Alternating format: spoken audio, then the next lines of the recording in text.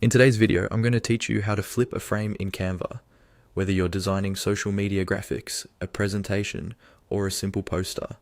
Knowing how to flip a frame can help you create better layouts and fix images that are facing the wrong direction.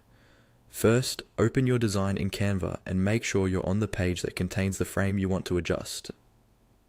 A frame in Canva is essentially a placeholder that you can drop images or videos into, and it will automatically crop them to fit that shape.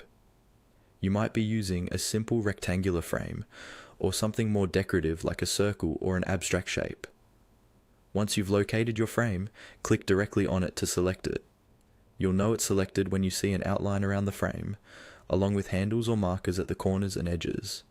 At the same time, you should notice a small toolbar appearing either above the canvas or close to the frame itself. This is where you'll find the controls you need. Now look for the rotate button in that toolbar. In Canva, this is usually represented by a circular arrow icon, and you'll also see a small rotation handle just above or beside the frame on the canvas. While rotation and flipping are slightly different actions, they're grouped together in this area because they both change the orientation of your object. If you want to rotate the frame freely, you can click and drag the rotation handle around the frame. However, to flip the frame, look for the word flip or a similar option that appears once you've selected the object and access the rotation or orientation settings. From there, you can choose to flip the frame horizontally or vertically. A horizontal flip will mirror the content from left to right, which is helpful if, for example, a person in your photo is facing the wrong direction.